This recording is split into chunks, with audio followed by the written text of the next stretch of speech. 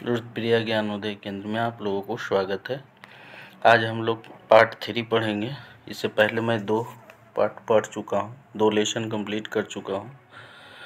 पहला था number system, दूसरा था बहुपद पोलिनोमियल, तीसरा हमारा है निर्देशांक ज्यामिति यानी कि कोऑर्डिनेट ज्योमेट्री। निर्देशांक ज्यामिति तो प्रश्नावली से हम स्टार्ट करेंगे। पहला कह रहा है, एक अन्य व्यक्तियों को आप अपने अध्ययन मेज पर रखें, टेबल लैंप की स्थिति किस तरह बताएंगे। देखिए, पहला चीज़ जान लेते हैं कोऑर्डिनेट ज्योमेट्री होता क्या है। कोऑर्डिनेट ज्योमेट्री कहने का मतलब हुआ कि जब आप किसी भी यानी कि किसी भी वस्तु या किसी भी स्थान को एक निर्देशांक के रूप में, एक कोऑर्डिनेशन के रूप में इंडिकेट करते हैं कि मान लिया जाए कोई रेफरेंस पॉइंट है, जैसे ये x डैश है और ये y डैश है।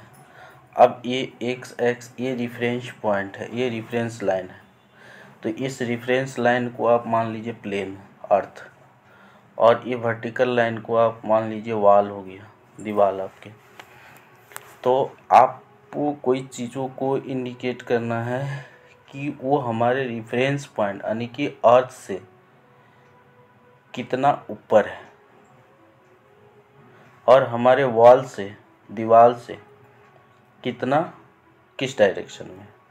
तो हम यदि किसी प्लेन सतह को x डैश मानते हैं और वर्टिकल को हम नॉर्मल को y मानते हैं, तो इस वस्तु का हम स्थिति ज्ञात करते हैं कि वो है कहाँ। यदि वो एक प्लेन सतह पे होगा, तो वो वस्तु कहाँ होगा, वो वस्तु होगा,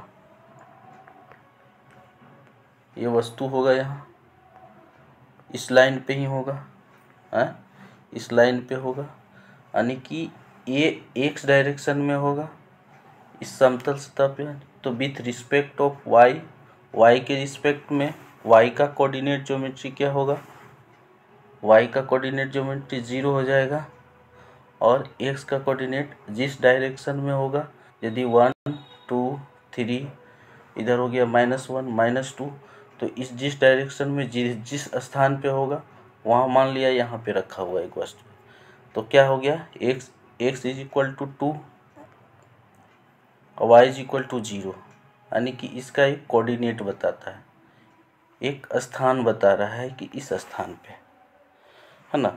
उसी तरह से यदि हमारे एक हवा में है, हवा में यहाँ पे तैर रहा है कोई वस्तु, तो हवा में तैर रहा है तो क्या है, एक समतल सतह से और हमारे एक कोई रेफरेंस वर्टिकल में एक रेफरेंस पॉइंट वॉल मान लेते हैं, इससे कितना डिस्टेंस पे है, और ये हॉरिजॉन्टल यानी प्लेन सतह से कितना ऊपर है।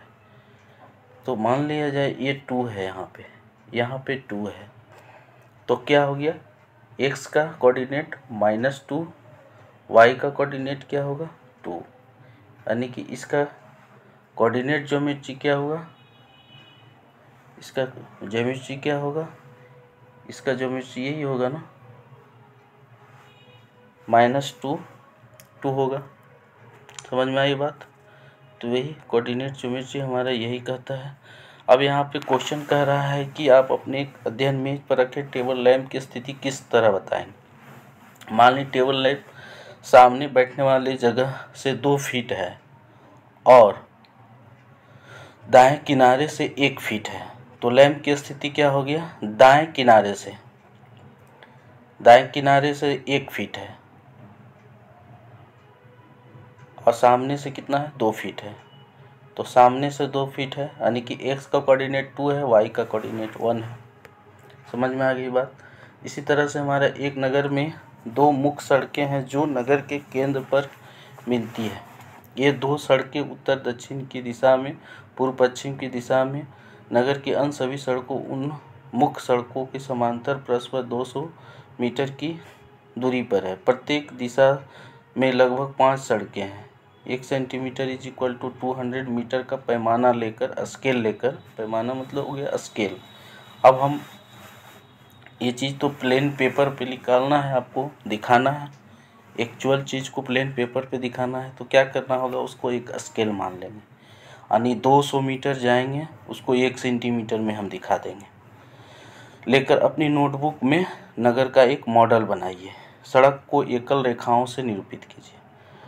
तो अभी आपका एप्लीकेशन समझ में आ रहा है कि कोऑर्डिनेट ज्योमेट्री का हमारा क्या एप्लीकेशन है, क्या यूज है।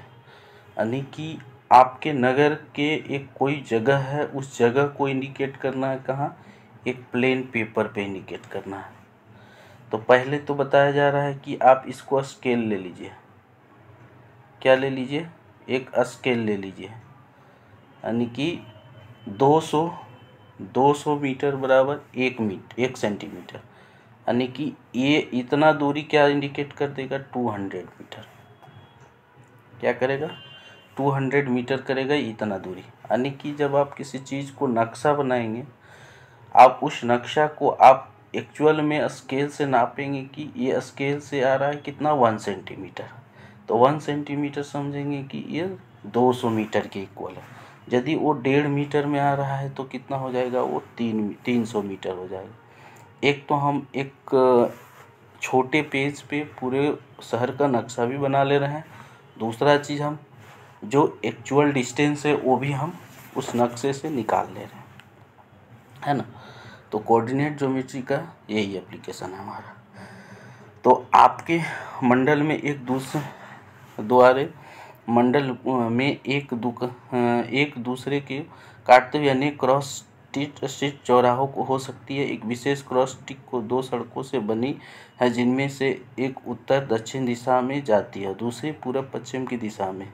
प्रत्येक क्रॉस स्ट्रीट का निर्देशन इस प्रकार किया जाता है, यदि दूसरी सड़क उत्तर दक्षिण दिशा में जाती है और पांचवी सड़क पूरब पश्चिम दिशा में जाती है और यह एक क्रॉसिंग पर मिलती है, तब उसे हम क्रॉस स्ट्रीट यानी कि 2-5 कहेंगे।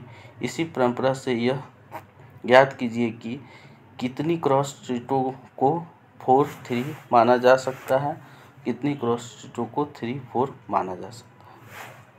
समझ में आई बात। यानी कोई भी सड़क को यहाँ पे माना गया है कि जो क्रॉस रोड है, क्या है, जो क्रॉस रोड है, मान लिया जाए ये क्रॉस रोड है, एक इधर से आया है, एक इधर से आया है। तो ये जो कटने वाला पॉइंट है, यहाँ पे जो कट रहा है, इसका 2 और 5 है, क्या है, 2 और 5 है। अब 2 और 5 है, अब कह रहा है 4 और 3, तो 4 और 3, 2 एक्स कोऑर्डिनेट कितना है, 2 है, तो 4 एक्स इज इक्वल टू 4 होना चाहिए। तो 2 यहाँ हो रहा है, तो 3 4 यहाँ जाएगा। अब कह रहा है 3, तो y3 होना चाहिए, y3, ये y इज इक्वल टू 5 है, तो y3 किधर होगा, ऊपर होगा कि नीचे होगा, नीचे होगा, क्योंकि 5 पॉजिटिव ऊपर जा रहा है ना। तो 3 आपका इधर होगा, यानी 4 5 3 4 और 3, यानी कि दोनों का क्रॉस पॉइंट कहाँ जाके कटेगा, कहाँ जा कटेगा, ये तुम्हारा क्या था, 4 था, और ये क्या है, 3 हो गया। तो दोनों कटने वाला पॉइंट क्या आएगा, ये आएगा। तो ये आएगा, यानी कहने का मतलब क्या हो गया, ये जो पॉइंट होगा इसका कोऑर्डिनेट ज्योमेट्री क्या हो जाएगा, 4 × 4 = 3। समझ में आई बात। तो ये जो इससे क्या इंडिकेट कर रहा है कि ये जो पॉइंट है, इसका कोऑर्डिनेट है, इसका जो निर्देशांक है, वो इसके रिस्पेक्ट में, इस रोड के रिस्पेक्ट में कितना दूरी में है, इधर है, और इस रोड के रिस्पेक्ट में कितना दूरी पे है ना, और एक डायरेक्शन भी बता दे रहा है हमारा। तो ये कोऑर्डिनेट ज्योमेट्री हमें कहता है। ठीक है, 3.2 चलते। निम्नलिखित प्रश्नों में से प्रत्येक प्रश्न का उत्तर दीजिए। कार्तीय तल में किसी बिंदु की स्थिति निर्धारित करने वाली क्षैतिज और ऊर्ध्वाधर रेखाओं को क्या नाम है। पहला क्वेश्चन तो भाई अभी बताए हैं आपको, कह रहा है कार्तीय तल में किसी बिंदु की स्थिति को निर्धारित करने वाली क्षैतिज रेखा हॉरिजॉन्टल लाइन एंड ऊर्ध्वाधर रेखा यानी वर्टिकल लाइन। तो इसको हम लोग क्षैतिज रेखा को एक्स एक्सिस कहेंगे, एक्स अक्ष कहेंगे, ऊर्ध्वाधर रेखा को हम क्या कहेंगे, वाई अक्ष कहेंगे। समझ में आ गई बात।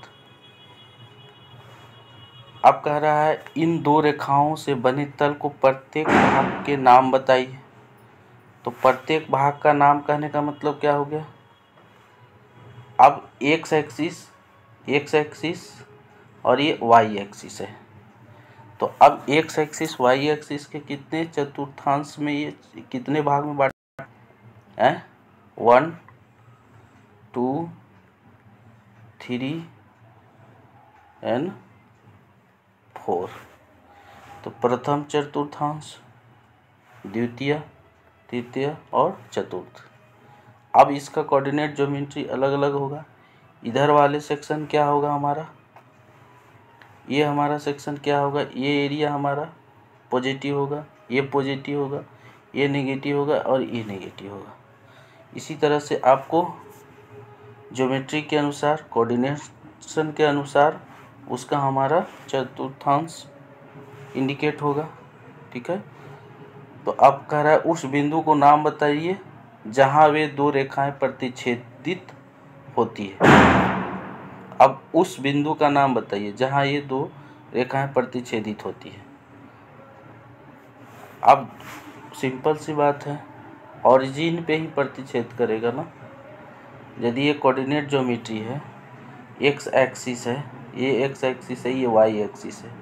अब कह रहे हैं कि 1 2 -1 माइनस इस तरह से है, तो ये जो कटने वाला पॉइंट ओरिजिन कहलाता है। तो ओरिजिन क्या होगा, 0 और 0 से इंडिकेट करेंगे। ठीक है। 3.14 रेखक देखकर निम्नलिखित को लिखिए। बी के निर्देशांक, सी के निर्देशांक। तो निर्देशांक पहचाना गया बिंदु, यानी कि ये क्वेश्चन है आपका 3.14 देखकर निम्नलिखित को लिखिए। तो लिखा जाएगा, ये आपका है, इसको लिखना है। तो पहला क्वेश्चन क्या कह रहा है, पहला कौन, बी के निर्देशांक। तो बी के निर्देशांक क्या होगा, बी बिंदु कहाँ है, बी यहाँ है। आप जवाब दीजिए, आंसर निकालिए। बी का निर्देशांक पूछ रहा है आपको। तो बी एक्स एक्सिस पे कितना है, -5 है, वाई कितना है, 2 है। तो क्या हो गया, बी के निर्देशांक -5 और 2 होगा। इस तरह से सी के निर्देशांक, समझ में आ गई बात, सी के निर्देशांक लिख लोगे। ठीक है। तो ये हमारा क्वेश्चन हो गया, क्वेश्चन का ये आंसर हो गया। समझ में आ गई बात।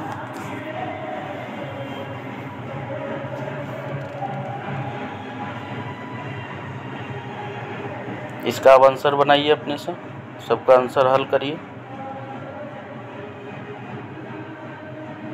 अब इसी तरह से क्वेश्चन नंबर 3.3 एक्सरसाइज में चलेंगे। क्वेश्चन नंबर, निम्न चतुर्थांशीय में किस अक्ष पर बिंदु करतल पर उनका स्थान निर्धारित करके अपने उत्तर को सत्यापित करें। तो आप इसको कर लोगे। अब इस पॉइंट -2 और 4, 3 और -1, -1 0, ये सबको स्थिति करना है। इसको स्क्रीनशॉट करो, इसको हल करो और आंसर मिलाओ, यहाँ पे हो जाएगा। दूसरा नंबर, अक्ष की दूरी का उपयुक्त एकक लेकर नीचे सारणी के दिए गए बिंदुओं को तल पर आलेखित करें। इसका भी आप ग्राफ बना सकते हो आराम से, है ना। क्लियर। ये कोऑर्डिनेट ज्योमेट्री खत्म होता है। इसी तरह से हम आपको सभी चैप्टर को ख़त्म करेंगे।